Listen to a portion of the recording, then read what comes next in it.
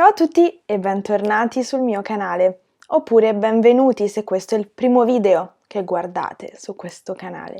Io mi chiamo Lucrezia e sono un'insegnante di italiano per stranieri. Qualche tempo fa ho chiesto su Instagram di mandarmi delle domande. Tra le varie domande che ho ricevuto, ne ho salvate due a cui voglio rispondere in questo video. Sono due domande che hanno a che fare con la perdita di motivazione quando si studia l'italiano e su cosa fare quando ci si sente in qualche modo bloccati. Allora, io inizierei con la prima domanda, che è: cosa devo fare per non scoraggiarmi mentre imparo l'italiano? Non paragonare il vostro percorso a ciò che vedete su internet, nello specifico su YouTube.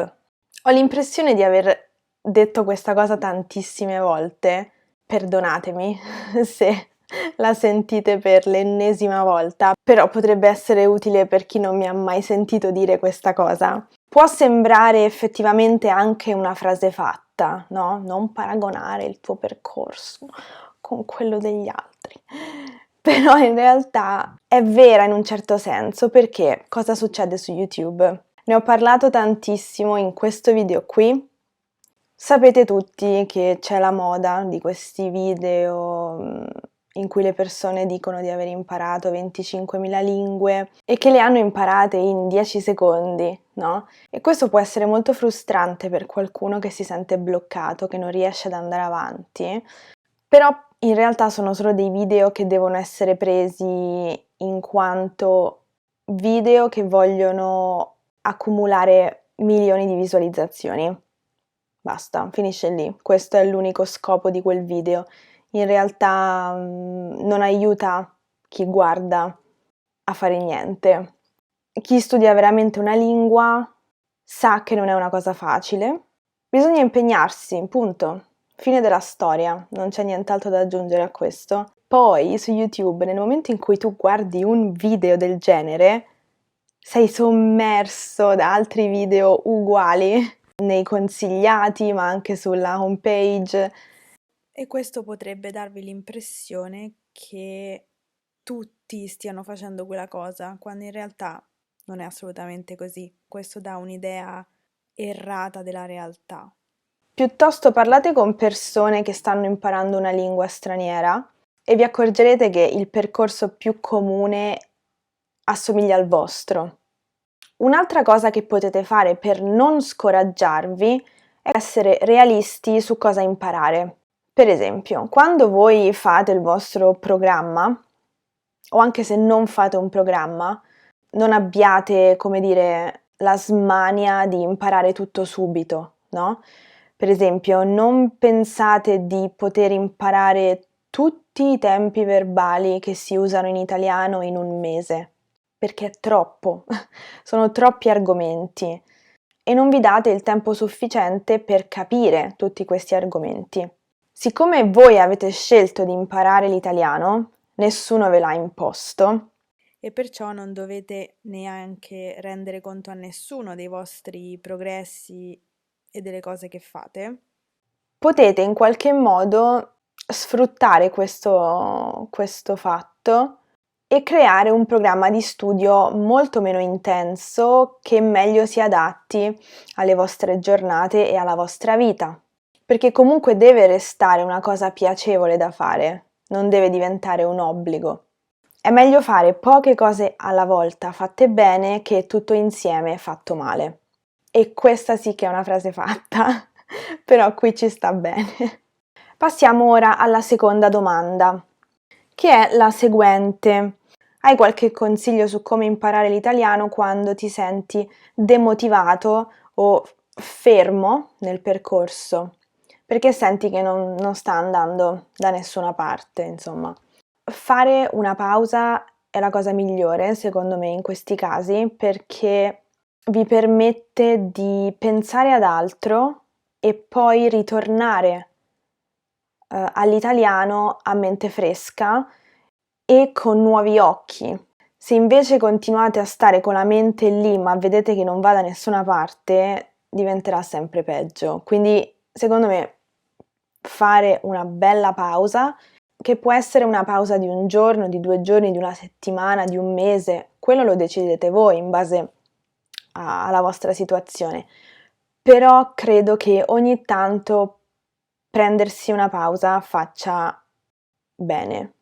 In alternativa a prendersi una pausa, oppure anche dopo essersi presi una pausa, un'altra cosa che si può fare è ritrovare il divertimento.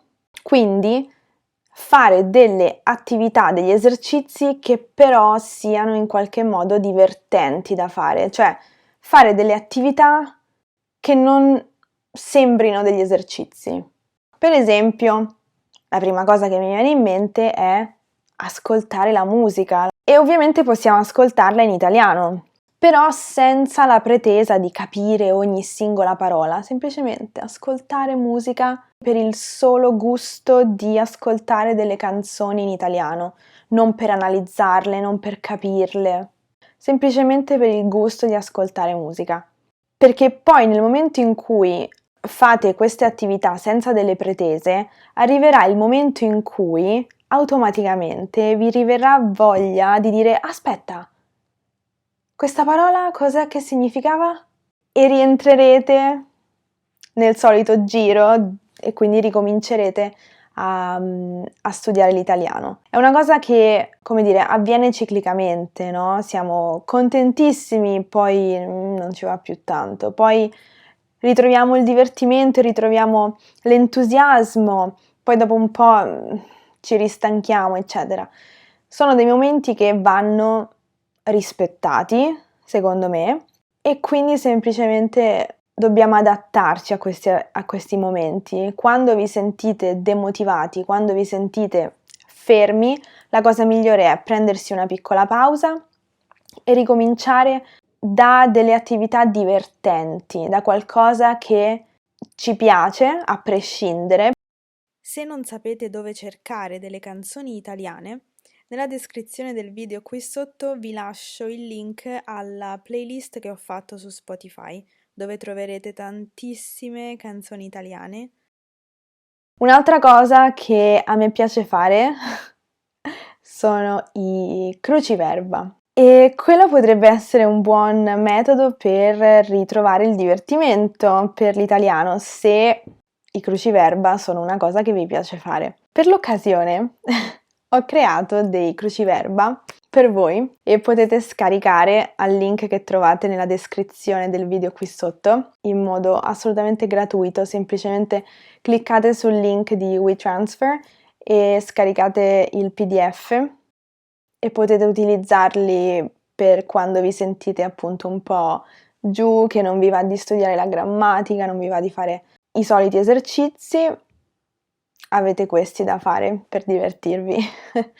Credo abbia fatto bene anche a me fare questo video e parlare di questi argomenti, perché a volte può essere difficile andare avanti non solo per chi studia una lingua, ma anche per chi la insegna. A volte diventa un po', come dire, difficile trovare nuovi modi per rendere gli argomenti interessanti, no? Adesso vado ad ascoltare un po' di musica. Grazie mille per aver guardato questo video e spero che vi sia utile. Fatemelo sapere nei commenti qui sotto. Scrivete anche che cosa fate voi per ritrovare l'entusiasmo di studiare l'italiano, perché il vostro commento potrebbe essere utile ad altri studenti. Quindi vi invito a scrivere la vostra esperienza nei commenti in qualsiasi lingua voi vogliate farlo, non è un problema. Non sentitevi sotto pressione a scrivere il commento in italiano, non c'è problema, scrivete come volete scrivere. Grazie ancora e ci vediamo nel prossimo video. A presto, ciao!